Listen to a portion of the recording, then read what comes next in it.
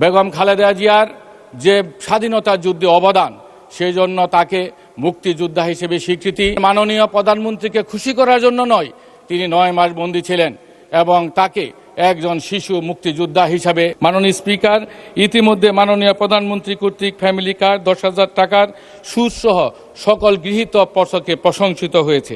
মাননীয় স্পিকার, নিরাপদ ও বসবাস উপযোগী গাজীপুর গড়াই মহান সংসদ ও নবনির্বাচিত সরকারের প্রধান উদ্দেশ্য ও লক্ষ্য। ধন্যবাদ মাননীয় সদস্য। পরবর্তী 1 মিনিট। ওকে, 1 মিনিট বলেন।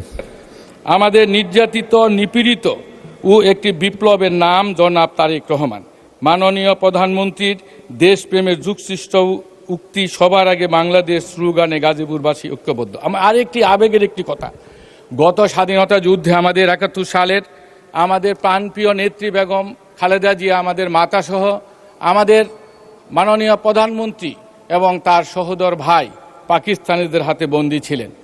আমার জোর দাবি, আমি নির্বাচনের আগে নয়, রাজনৈতিক বক্তৃতায় বলতাম, যদি কোনোদিন সুযোগ হয় বেগম খালেদা জিয়ার যে স্বাধীনতা যুদ্ধে অবদান, সেই জন্য তাকে মুক্তিযোদ্ধা হিসেবে স্বীকৃতি এবং আমাদের মাননীয় প্রধানমন্ত্রীকে খুশি করার জন্য নয়, তিনি 9 মাস বন্দী ছিলেন এবং তাকে একজন শিশু মুক্তিযোদ্ধা হিসাবে, আর তার প্রিয় সহোদর ভাই আমাদের ভাইকেও আমি শিশু মুক্তিযোদ্ধা হিসেবে স্বীকৃতি দাবি করছি।